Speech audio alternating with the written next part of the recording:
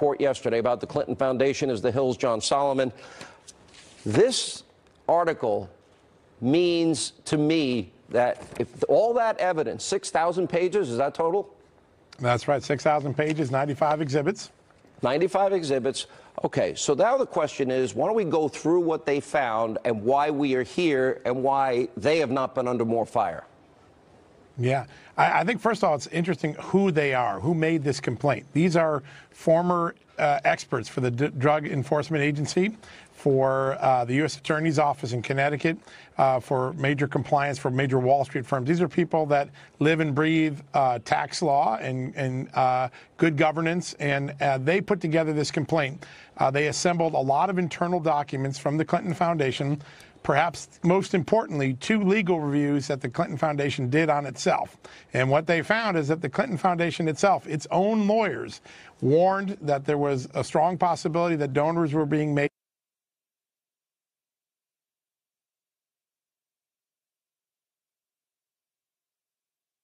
They warned that there was a culture of non-compliance, not wanting to comply with the law, with the rules that the foundation had to follow. They said that Bill Clinton's personal interest and his commingling of his personal business with the foundation posed a grave threat to the foundation itself. These are not Republicans. These are not partisans saying it. These are internal documents of lawyers hired by the Clinton Foundation to find out what was going on wrong in the foundation. This is what they found. So these investigators assemble all this evidence. They then go and they interview the current CFO, the longtime CFO of the Clinton Foundation, a guy named Andy Kessel. And they do this in November 16, and they take him out to dinner or lunch in New York.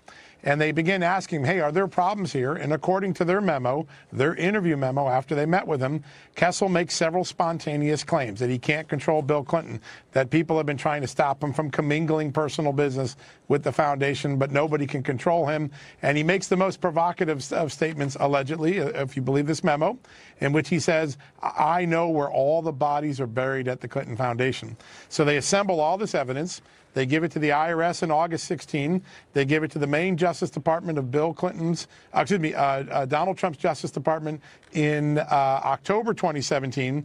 And then in early 2018, they're called by the FBI in Little Rock, and they provide the evidence to the FBI in Little Rock, which means the main apparatus, the IRS, and the FBI and the Justice Department now have access to all of these allegations of wrongdoing.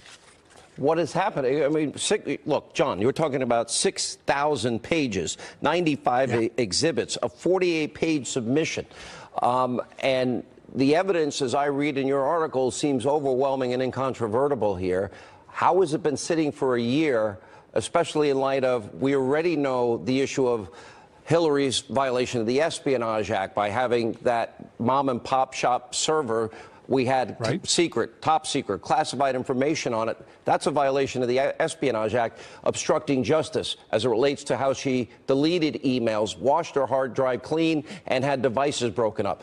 They seem to skate every time. You're describing literally systematic violations of every charitable contribution law imaginable here, including IRS violations. They're sitting on that for a year? Who's looking into it? Yep. Well, that's a great question. I think we're going to get a very important answer. I want to put a special date on your calendar. Next Thursday, Mark Meadows, Chairman Mark Meadows, the House Subcommittee on the House Oversight Committee, is going to have a hearing. These two of the whistleblowers who helped form this complaint and did all this investigative work are going to testify for the first time in public. And they've asked the Justice Department to come in and say, what have you done with this? Mr. Huber, John Huber, the special U.S. attorney who